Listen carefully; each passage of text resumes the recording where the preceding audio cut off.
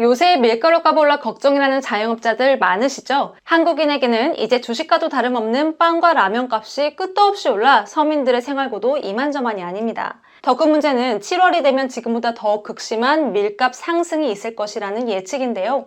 왜 전 세계는, 그리고 한국은 2022년 7월 밀을 포함한 식량 대란에 빠질 수밖에 없는 걸까요? 다가올 식량 대란에 대한 대응책은 맨 마지막에 알려드릴게요.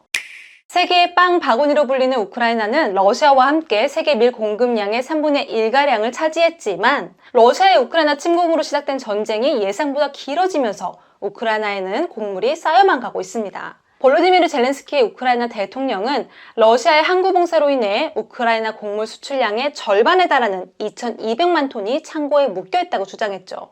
실제로 러시아군이 마리우폴에서 오데사 인근까지 약 600km를 봉쇄하고 있고 우크라이나 식량 수출의 90%가 통과하는 오데사 항구가 사실상 입출항이 불가능한 상태에 있습니다. 여기서 또 하나의 문제가 발생하는데요. 공급 차질로 빚어진 국제 밀 가격 상승이 이 모든 사달을 만든 러시아에게는 호재로 작용한다는 사실입니다. 영국 더 타임스는 우크라이나 밀이 창고에서 썩어가는 동안 세계 최대 밀 수출국인 러시아가 더 많은 물량을 더 비싼 가격에 팔 수 있었다고 전하기도 했죠. 그렇다면 왜 하필 7월에 세계적인 곡물 대란이 일어날 것이라는 예측이 나온 걸까요? 지금 세계 각국은 대체로 지난해 수입하거나 수확한 밀을 사용하고 있습니다. 지난해 거둔 밀이 소진되는 시기가 7월 정도로 예상되기 때문에 7월 식량 대란설이 나온 겁니다. 젤렌스키 대통령은 지난해 수확한 곡물이 소진되는 7월부터 식량 재앙이 현실이 될 것이라는 강한 경고를 내놓았습니다. 백해 무익한 전쟁뿐만 아니라 예상 밖의 기후변화도 식량 재앙의 우려를 현실로 만들고 있습니다.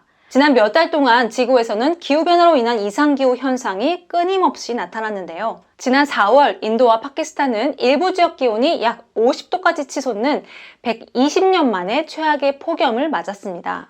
인도 서부의 한 동물병원에는 더위 때문에 날아가다 뚝 떨어진 새 2,000마리가 입원 치료를 받았고요. 인도와 파키스탄 사람들은 입을 모아서 지옥에서 살고 있다라고 호소하기도 했습니다. 파키스탄 북부에서는 폭염 탓에 녹은 빙하가 홍수를 유발해서 다리를 무너뜨리기도 했죠.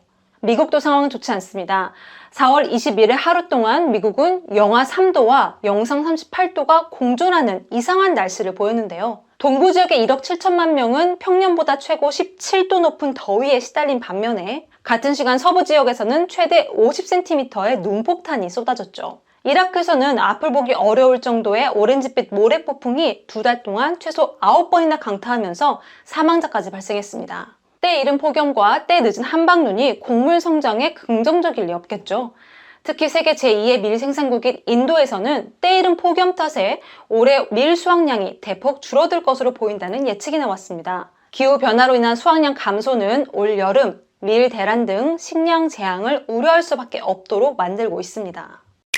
쓸데없는 전쟁과 대비하지 못한 기후변화는 전 세계의 식량 안보 위기를 높였습니다. 세계 각국은 식량 보호 무역주의를 내세워서 줄줄이 식량 수출을 제한하기 시작했는데요. 인도는 수출길이 막힌 우크라이나를 대신해서 전 세계에 밀을 공급하겠다고 큰 소리쳤던 국가죠. 하지만 막상 의외의 복병인 폭염의 등장으로 밀 수확량이 줄어들게 생기자 급하게 밀 수출을 금지시켰습니다. 밀뿐만 아니라 설탕 수출도 제한했고요. 식량 보호주의를 내세운 또 다른 국가는 인도네시아입니다. 자국 내 식용유 가격 안정을 위해 팜유 수출을 중단하면서 국내에서도 구매 수량을 제한하는 판매처가 나올 정도였죠.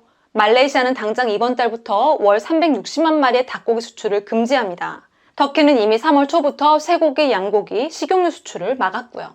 식량 안보에 문제가 생기면 세계 각국은 자국을 보호할 명목으로 더욱 무역 빗장을 걸어 잠글 겁니다.